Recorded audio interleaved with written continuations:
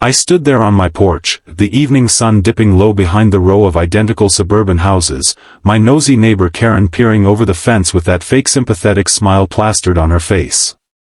"Oh honey," she cooed, her voice dripping with unsolicited concern, "why are you still single? You're such a catch." My blood boiled, years of pent-up frustration bubbling to the surface. I locked eyes with her and delivered the reply that would change everything, because, Karen, unlike you, I refused to settle for a life of quiet desperation just to avoid being alone. Her mouth hung open, words failing her for the first time in our decade-long acquaintance. She turned beet red, mumbled something incoherent, and scurried back into her house like a startled squirrel.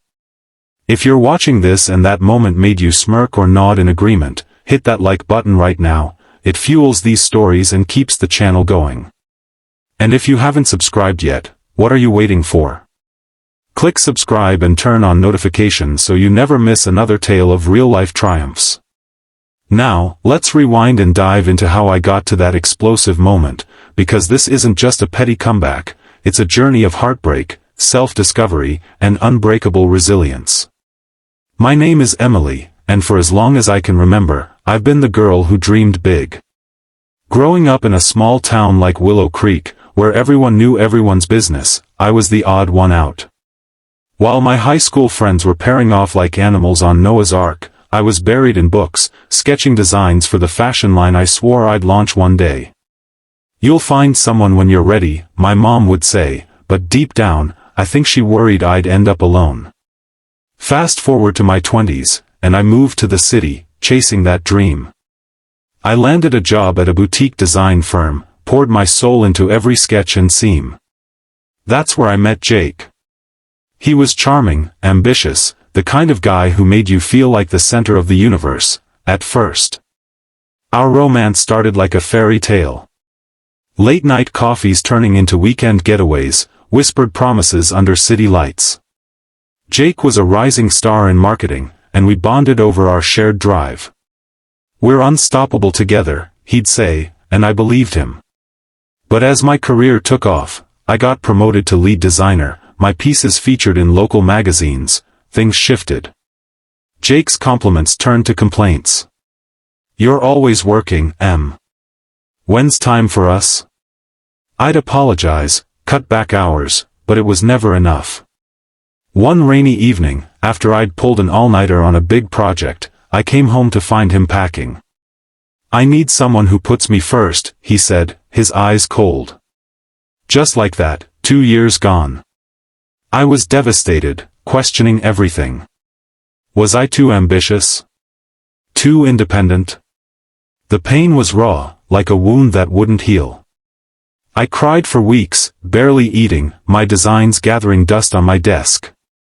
In the aftermath, I threw myself into therapy. Dr. Ellis, with her kind eyes and no-nonsense advice, became my lifeline. "Emily, love isn't about shrinking yourself," she said in our first session. "It's about finding someone who celebrates your growth." Slowly, I rebuilt. I started a side hustle, an online shop for my custom clothing, and it exploded. Orders poured in from across the country. Friends rallied around me, movie nights with Sarah, hiking trips with Mike's group. But the questions never stopped. At family gatherings, Aunt Linda would nudge, "Any special someone?" At work parties, colleagues would pry, "You're so successful, why no ring?" It stung, reinforcing that nagging doubt, maybe I was flawed for being content alone. That's when I moved back to Willow Creek, buying a cozy house to focus on my business full-time. Enter Karen, my next-door neighbor. She was the epitome of suburban perfection, married for 25 years to Bob, 2 kids in college, PTA president. But I saw the cracks. Bob worked endless hours, barely acknowledging her. Their dinners were silent affairs, visible through our shared fence. Karen compensated by meddling in everyone else's lives. "Did you hear about poor Mrs. Jenkins' divorce?" She'd gossip over morning coffee runs. When she targeted me, it started innocently, "Emily, dear, you should try that new dating app." But it escalated. At your age, clocks are ticking, she'd say with a wink that felt like a slap. I tolerated it at first, smiling politely. But inside, resentment brewed. Why did my single status threaten her? Was it a mirror to her own unfulfilled life? Meanwhile, my business thrived. I hired assistants, expanded to eco-friendly fabrics, even landed a feature in a national magazine. Yet, the loneliness crept in on quiet nights. I'd scroll through social media, seeing friends' engagements and baby announcements, wondering if I'd missed my chance.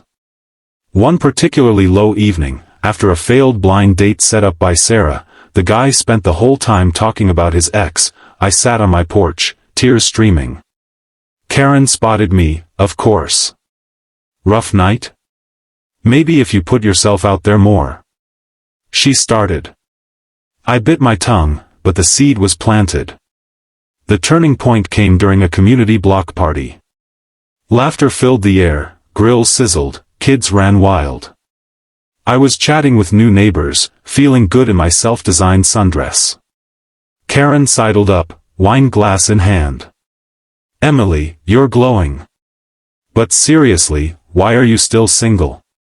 Men must be intimidated by all this success. Her words hit like a gut punch, louder than intended, drawing eyes. Humiliation burned through me. That night, alone in my kitchen, I replayed it. Why did society equate single with broken? I'd overcome heartbreak, built an empire from scratch, traveled solo to Paris for inspiration. I was whole, damn it. The next day, I confided in Dr. Ellis. Confront her, she urged. Set boundaries with truth. It terrified me. I'm not confrontational, but I knew it was time. Weeks passed, tension simmering. Karen kept probing, notes in my mailbox about singles events, accidental introductions to her nephew. I ignored them, focusing on my latest collection launch. Success poured in, celebrity endorsements, sold-out stock. But the emotional weight lingered. Then, one crisp autumn afternoon, it happened. I was planting bulbs in my garden, dirt under my nails, feeling grounded. Karen appeared at the fence. Emily, I saw your shops doing well. But don't you get lonely? Why still single after all this time? Her tone was laced with pity, as if my life was a tragedy. I straightened, wiping my hands. The words I'd rehearsed in my mind flowed out unfiltered. Karen, I've been single because I choose to be. After Jake left, I realized I don't need a partner to validate me. I've built a business that lights me up, traveled alone and discovered parts of myself I never knew. Sure, it's lonely sometimes, but it's better than faking happiness in a marriage that's more habit than love, like yours, where Bob barely looks at you, and you fill the void by judging others. Her face crumpled, shock widening her eyes. I didn't mean. She stammered, but I continued, softer now. We all have our paths. Mine's about self-love first. Maybe you should try that too. She fled inside, door slamming. The aftermath was awkward. No more fence chats, just curt waves. But something shifted in me, freedom. I felt lighter, empowered. Word spread subtly, neighbors confided their own struggles. Sarah high-fived me, you slayed that dragon. Even Bob nodded respectfully one day. As for Karen? A month later, she knocked on my door, eyes red.